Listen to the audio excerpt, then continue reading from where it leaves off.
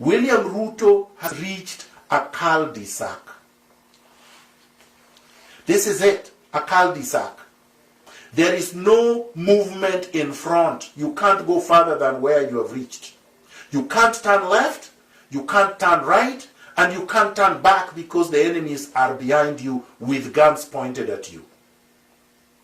This is what Jaramogi Oginga Odinga faced in 1966 at the Limuru Conference, when Kenyatta, with a wily Tom Mboya, created 8 vice presidents for every province in order to limit Jaramogi's reach and power and prevent him from succeeding Kenyatta.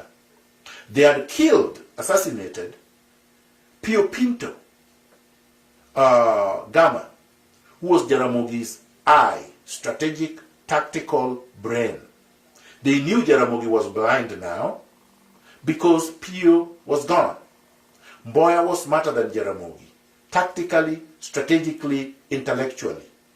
So he was playing with Jaramogi like a ping pong ball.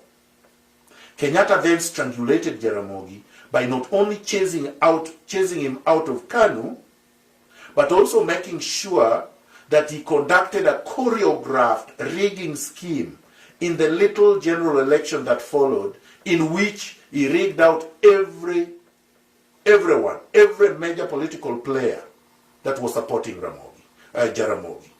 Then what did he do? He took Jaramogi to detention, and many of his supporters, like Achieng' Oneko, he took Ochola Makanyengo, he took many people in detention that were with Jaramogi. This is the fate that awaits Ruto, because Ruto is not going to be the president of Kenya under the current circumstances, nor should he be. Now, he's facing not just a cul-de-sac, he's facing dangers that are far surpasses the dangers that he faced when he went to The Hague.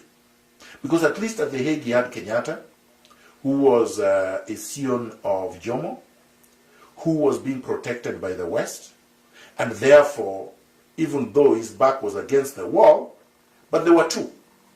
In fact, there were more than 2. But there were 2 in the sense that he had a Kenyatta. Right now, William Ruto is alone. And the ICC cases were terminated. He was not acquitted. Which means Uhuru with Raila can reactivate the cases by supplying the ICC with evidence that he had suppressed in order to save himself then. But now he can use to satisfy the West by fixing Ruto. So this is the only salvation for William Ruto. Commit class suicide. I know many will not like this, but Fanon, my revolutionary teacher, recommended it, and I agree with him.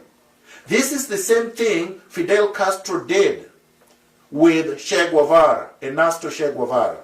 Ernesto Che Guevara was the son of a physician, a rich man, compared to other members of his class. He committed class suicide and joined Castro in Mexico, or Mexico for people who speak Spanish, before they went to the Bay of Pigs and took power from Batista. Castro's father was a large landowner. Castro decided to commit class suicide by rejecting the privileges of his class, his father's class. He nationalized the estate of his father. His father was a supporter of Batista. He fought against his father's interests and his family interests. He committed class suicide as an elite. That's what Vladimir Lenin did in Russia in 1917.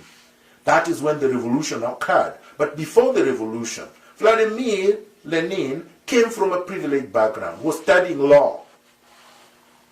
The same as Castro. This is what I recommend for Ruto.